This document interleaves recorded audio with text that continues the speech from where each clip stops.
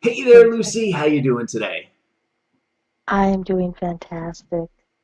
And how Epic. are you, Well, Chris? oh, I'm doing epic, and we're looking forward to having you on the show, folks. We were just prepping in the green room, and Lucy's got a wonderful last name, McMonagle, and the over and under for me mispronouncing this wonderful last name today is two. So if you hear me say McGonagall more than two times, you win the over. If not, you win the under. You figure out what the bet is on your end as you're watching the show. See, Lucy, our viewers have come to understand that the host makes some mistakes, so we usually try and figure out what kind of the bet's going to be at the beginning, so that people can have a little fun and maybe gamify their experience with Expert Showcase. So it is McMonagle, and I hopefully will get that right every time I say that. So without any further ado and putting less focus on me and more focus on you, who is the important one in the show today. Lucy, we always start off every episode with talking about the hero or heroine's journey. Our audience Mhm. loves to get to know where a person came from, what that turning point was in their life to get them where they are today. So, just in a brief give us a brief overview of your hero's journey. So, to start with, I grew up very, very poor. And to make up for that, I went into healthcare because healthcare was always a good position. So, after 20 years of working on call 24/7, my health failed. And it was at that point that I needed to have an emergency surgery. There was complications, and then I lost my job because I was no longer capable of working and walking and doing the rounds that I needed to do. So from there, I had to figure out how was I going to take my side businesses and make them happen, make something happen because I wasn't able to go back into healthcare at that time. And what I discovered was I was saved by mentors and coaches and really understanding the mastery of love, the four agreements, and the voice of knowledge was my main ones. And after that, I was able to combine all of my experience, my wisdom, and with the help of my coaches and my mentors, I was able to present my knowledge so that other people do not have to make the same mistakes that I have.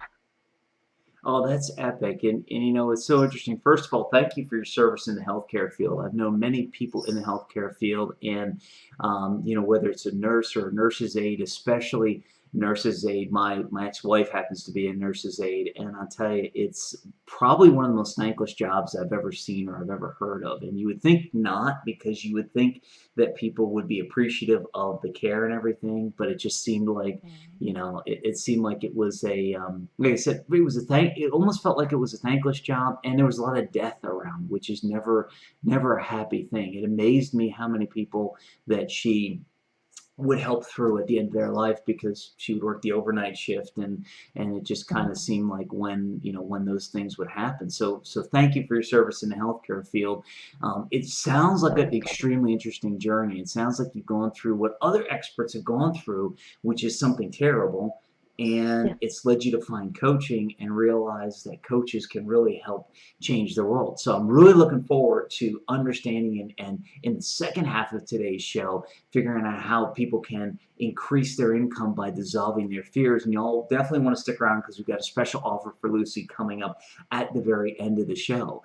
But let's dig deeper in. Let's talk about the beginning. And when we talk about the beginning, let's focus on the time before the turning point. So, what got you? You said you grew up poor, and you said you got into the healthcare field because there always seemed to be, I think you said, because there always seemed to be employment in that field, right? Well, Chris, thank you for that question. And the beginning, my parents divorced by the time I was 3 because my sister passed, and they could not make it through that emotional hump for them. And so my mom, who did not have education, she was in a generation where it was common to finish high school, get married, and be a housewife. That's what she was expecting to do. So she wasn't prepared to start taking care of me and my other sister. There was 3 of us, and then there was 2 left. And so she was a bartender. She worked all kinds of weird hours, and she'd waitress, or she would just do whatever she could, but it was still not enough to really take care of a family. And that left us in extreme poverty and on social assistance and stuff. Yeah, and that's always, it's always a bad place to be because people, and I say that because, it's people don't realize how much stress that puts on not only a body but a mind living in that deep poverty, situation. I mean, I've been homeless at different points in my life, and when it's not by choice, it definitely adds this whole other level of stress and frustration. My I've got a brother who decided he was gonna hitchhike across the country. And he's got a little bit of a rebel spirit in him. But when so he spent some time on the streets, and his time was a little bit different. It was still stressful, but it was by choice. So it was kind of, you could, he could understand. He knew he was making the choice, and he would, how can I put this? It was definitely from his telling me it was definitely less stressful than when you're put under it, not by choice. So, and also, I'm sorry to hear you had a sister pass so young. I mean, that's always a terrible thing to lose a sibling. It's just, I've known people who've lost siblings, and I know how deep that can run. So tell me, how did all of that start, how did all of that affect you, um, when and because your decision to get into healthcare, I think, was predicated on that. And Yeah. how did that all turn into a decision to get into the healthcare field? All of that really helped me because I was always very loving, and I always wanted to help other people because watching my mom suffer emotionally and physically from the jobs made me want to help other people so they were not suffering. And healthcare did a few things, and my grandma had a lot to do with it because she was an LPN, and and it was just kind of like a natural transition for me. Yeah. And Oh, go ahead. oh, and I was going to say, and then the way I kind of got deep into it is a friend of mine, my very best friend, got into an auto accident, and he had a fracture of a 4T, and he became a paraplegic. And so I started taking care of him and his family.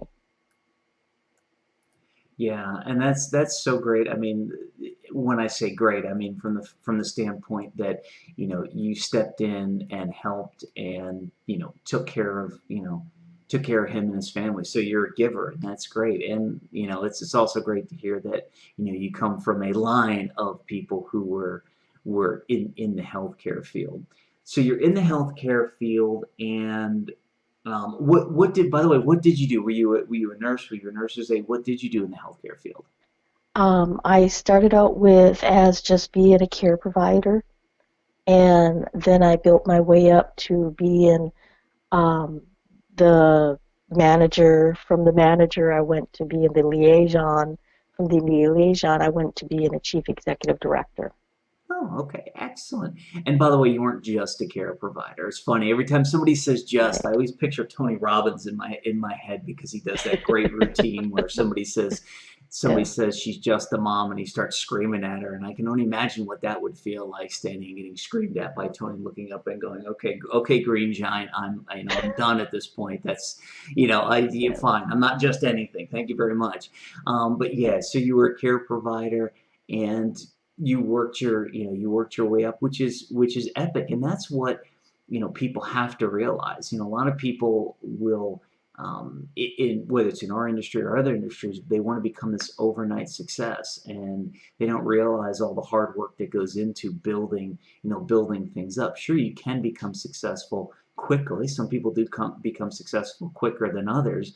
But even if you look at, somebody like, an Eminem, the rapper Eminem. I mean, to a lot of people on the outside, it looked like he was an overnight success until you find out, all the back alley clubs and everything he had to do to get there. So you were a caregiver. You worked your way you worked your way up. Before we get to the turning point, one question I would have is, did you see yourself as always being in the medical field? I mean, did you ever see yourself leaving that field? At the time, no. I mean, I had side businesses that were on a more holistic level. I did meditations, etc. But I never seen myself leaving it because it was my life, and I was also the co-owner of the company too. So that was my life and my company, or part company. Interesting. So you're kind of like Steve Jobs. You started in a garage, and then you built up everything to, to be the co-owner of to be the co-owner of the company, right? Yes, exactly. And it's interesting because you also mentioned, and we're going to start getting into the turning point in a minute, but you mentioned a car accident and you mentioned a layoff. So I'll be interested to hear during the turning point how you ended up going from being a co-owner to being laid off. Because I'm looking a little confused because it kind of does sound like Steve Jobs, where the company just says to him basically, "Hey, you're out," which is definitely not a good thing. Um, but the interesting part is you mentioned about some side businesses, and before we talk about the turning point, because I know it's going to be applicable later on, with the side businesses, did you have a passion for those side businesses, or were they merely something that was making you a few extra dollars? It was a passion because they were not making me money on the side. And it was really to help other people because when I started my journey and I started understanding how our thoughts and our reality create our future, I wanted to tell everybody. I, I wanted to bring people into meditations. I wanted them to understand what's the energetics. What is that? It sounded a little woo-woo back then, and it's founded strictly in science because I always have to prove or disprove stuff. And so they didn't bring me money, but they did definitely feel my passion and help other people. Yeah, and it filled, yeah, it's the one thing that people have to realize is we have all these buckets that we have to fill. And money is the one Hmm. that's talked about most often because it is the thing that allows you to live a lifestyle you want to live. It's the thing that gives you choices. It's the thing that, allows you to, do what you want to do. Unfortunately, fortunately or unfortunately, money isn't everything. And there are other buckets that people need to fill. So it's great that you had started a passion-based business that um, helped to fill those other buckets. One last question on that before we get to the turning point. Did you find that having these passion-based side products, did you find it had any effect on your business, on your main business, either positive or negative? Like, did it allow you to get through the tough times better? Did it make you realize that the business you were in wasn't your passion? Did it have any effect that you can remember on that main business? Actually, Chris, yes, it did have a major impact on me. And doing the side business that I was doing was my passion. It really made me feel like my cup was becoming full. And so it created less stress on my regular job. Oh, that's great. So one thing helped the other. So you had this, and you had a very high stressful. I mean, taking care of people and running a company that takes care of people is very high stress. So you found a way to help alleviate that stress and kind of balance yourself out. And that's one of the things that people don't realize is that when you have a lot of stress in one area, you don't always have to get rid of the stress in that area. You can find something else in another area that balances it out, and all of a sudden your brain comes back to this equilibrium and you can take you can deal with things longer than you would in the past. It's kind of like expectations. So anyway, enough about that before I derail this show anymore. Let's go ahead and move on to the turning point. So tell us a little bit about what happened, and let's talk about the turning point a little bit. So the turning point happened after I had to have an emergency surgery. And because my health failed, I was no longer capable of taking care of Chuck, who was the person I was taking care of, and he had to go into a nursing home. And it was because he had to go into the nursing home in my health field that I lost the job.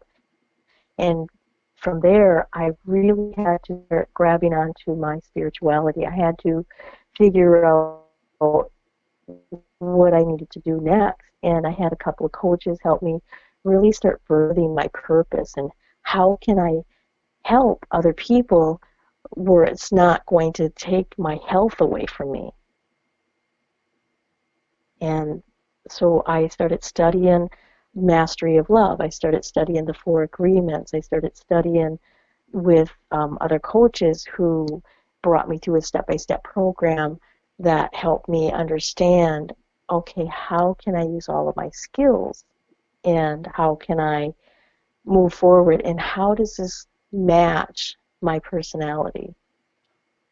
Okay, interesting. And the interesting part about that, and I want to focus a little bit on, um, and I know for me, I'm a little bit confused, and our viewers might be Mhm. as well. You owned the company I that, was co-owner, right? and the person that I was taking care of was the other owner. Oh, okay. So this kind of, it was almost, I don't want to call it a Rube Goldberg machine, but it was almost like this cascade, because you owned a company but then you were taking care of the co-owner. Did you have some? So was he the only person that your company took care of, or did you have other Yes, people? no, Okay, just one person. okay. So it was and actually this is a great example, and it's a great example for other entrepreneurs and business owners to realize, forget about Lucy's situation for a second.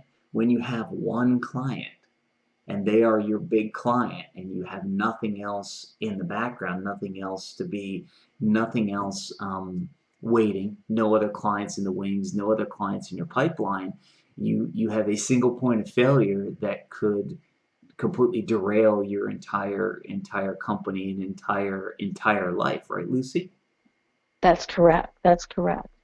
And we never planned for that, so we didn't have an exit strategy. Right. And there was no exit strategy, plus there was no, it wasn't even like, because you had to take care of Chuck full time, it wasn't even like you Mhm. could take care of of a second person, Right. at that point, right? No, that was true. We had 7 care providers, and he required 24/7 care. Ah, yeah. So so you had an emergency medical situation, which of course you didn't Mhm. plan for, and I'm just gonna ask, So did you even have any inkling it was coming, or did you have any way you could have prepared for I knew there was something wrong. And when I went to go have my physical, they discovered that I had fibroids. And so they put me on iron. But what happened is when because of my particular condition, the iron clodified in my legs. So then I couldn't walk. And by the time I was, going through all of these other doctors for vascular surgeons, the last vascular surgeon brought me down to the OBGYN and they had the emergency surgery right after that because I was also bleeding out it? Yeah, from the fibroids.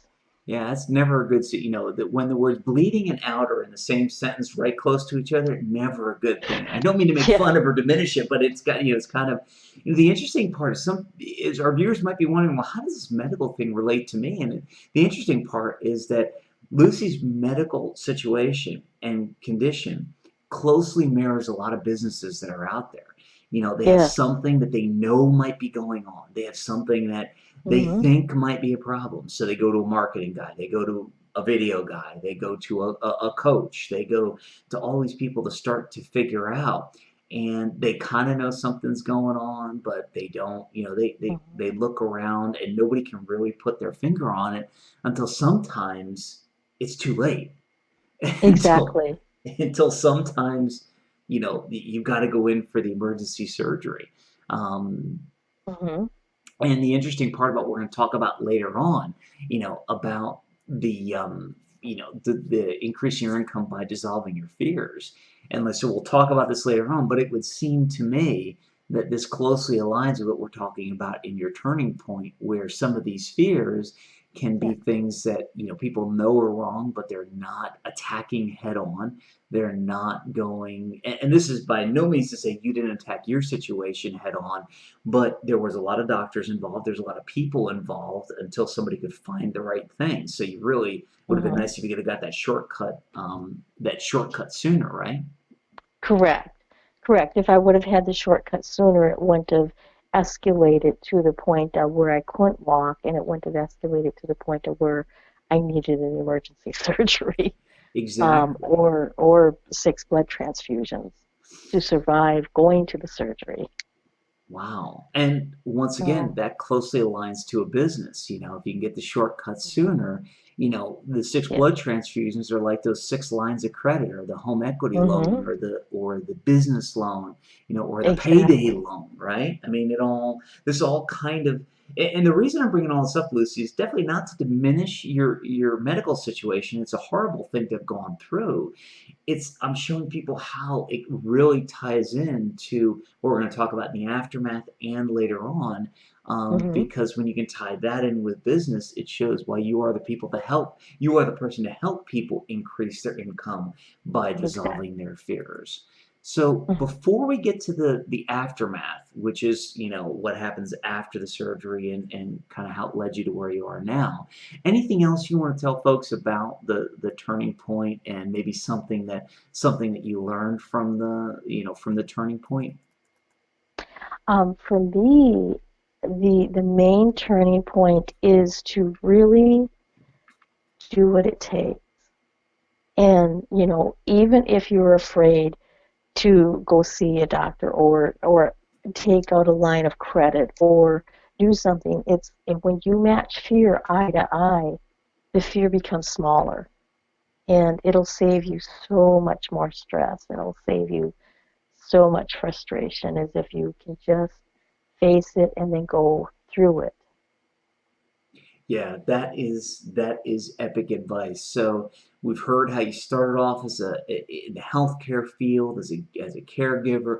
We've heard how you had to go through this terrible, medical situation and this emergency surgery, and now we're into the aftermath. So you're now at the point where the business is no more because of all the medical things that you've gone through. And folks, if you're just tuning in, you've got to go back and watch the beginning to find out how a caregiver turned into an owner of a company, and then I'll say lost it all through through a medical condition and situation. And now we're going to move into the aftermath. So now it's after the surgery. Tell us a little bit about how you started to recover from all of that. I was able to recover from all that by really taking time for myself. And I was able to have some very, very good friends that were helping me. And they helped me, with the getting on and moving forward.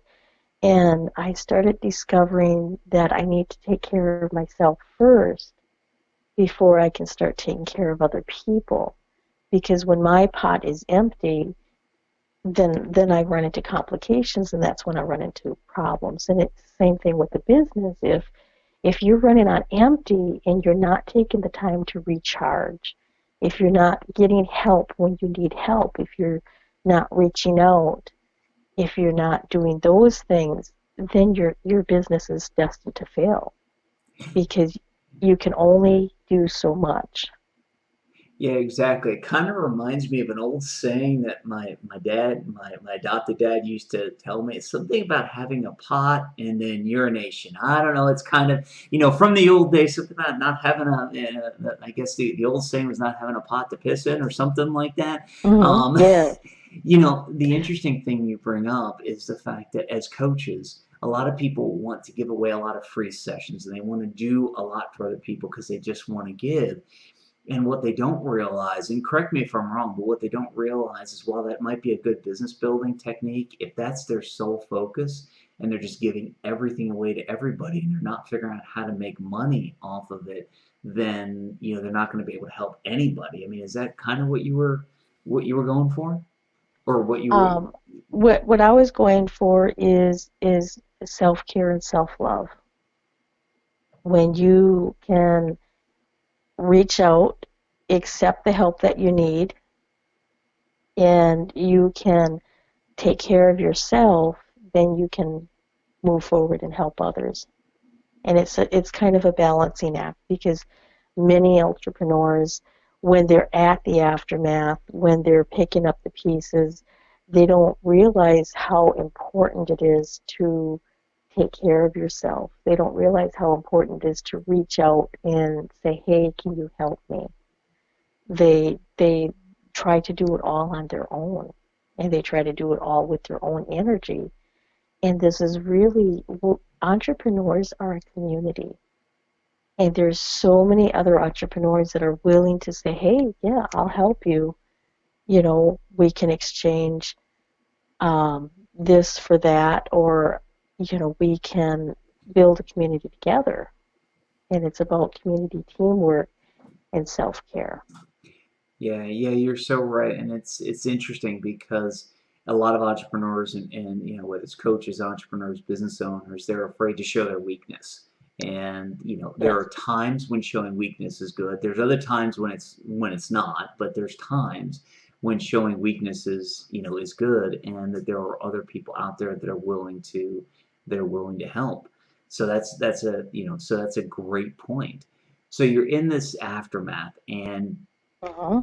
you've you've started to take time for your after the surgery. You started to take time for yourself. when Yes. when in here did you realize that you weren't going to go back and do what you were doing before, that you were going to take your side projects and your passion projects and turn them into a sustainable business?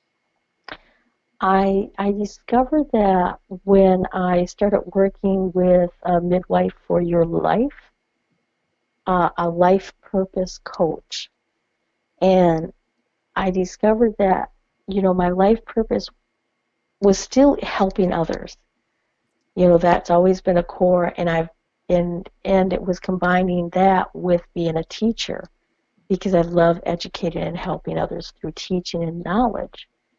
And it was that point that healthcare was no longer an option because it wasn't something that I could get on a broad scale because my mission is to create a tribe of wealthy women. And in order for me to create a tribe, being solely in healthcare was not going to fulfill that mission. And Yeah, and that's when I do. interesting. And I love how you figured out that your life's purpose and that thread that went throughout your life was still helping other people, and figured out that you could do that through doing your side projects. So let me ask you, did that just kind of come to you? Or I know you said and by the way, I love that title for that coach, the midwife for your life. I mean, I kind of didn't get it right off the bat, and I'm like, wow, that is actually cool. So it's a great title for a coach. Did you figure that out on your own? In other words, that your common thread was helping people, or did it take a coach to bring it out of you and really to bring it out of you and solidify that? I always knew I liked helping people, so that was obvious to me, but I couldn't figure out how. I knew the what, but I didn't know how. And so she helped me bring out the how by combining my all of my experience and all of my education in order to do what I do. Epic. So just to repeat, you used a coach. You knew the why, but you just didn't know the how. And that's one of Correct. the things where the coach really came in handy to put all the pieces together. Now, Yeah. interestingly enough, one other question I want to ask you is, when you got the how, okay, when you got to the end of the how, Did you at that point realize that you really knew the how before it was just this puzzle with a million pieces all over the place and the coach helped you to put the puzzle together? Or did the coach add things to it that you hadn't thought of before? She added things to it that I haven't thought of before, and she also had a step-by-step program on how to set up a business and how to do a signature talk and how to, what do you put on your business cards and how to set up your website. So she had a lot of practical step-by-steps for me so that I could take it instead of just, in healthcare, you really don't have to do a lot. You just simply start talking to sick people and you've got a job. I love that. and and when you have a huge vision and we have the access to the internet, then it makes your message so much bigger and it becomes global. Yeah, I love that though. When you're in healthcare, you don't have to do anything. You just talk to sick people and you have a job. That is great. Pretty much, yeah. It is very interesting because people, I've worked with a lot of, a lot of people in the medical profession, and it's so, to open their eyes, it is so difficult because they go, okay, I've got insurance, I've got this, I've got that, I have my Hmm. built-in clientele, and it's like, yeah, but if you want to step out and do something else, unfortunately, that built-in clientele isn't readily available unless you know some of the secrets to find out where they're at. So, and we get off on a completely different topic and a completely different tangent. So, before we do, I'm going to rein myself in and say from the aftermath, and once we get through this, we're going to take a quick break. But in the aftermath, is there one big key learning that you had that you want to leave our audience with? The one big key learning that I would like to leave with the audience is it's okay to reach out to find the resources that you need and to accept help from others that are higher up where you want to be. Right, and that's epic. Couldn't have said it better myself. So, folks, we're going to take a real quick break, and when we come back, we're going to dig deeper with Lucy into how to increase your income by dissolving your fears. Three things you need to know. So, stick around, and we'll be right back. To watch the rest of this epic episode now, click on the link below the video. Do it now, you'll be glad you did. Are you still here? What are you waiting for? Watch the rest of this epic episode now by clicking on the link below the video.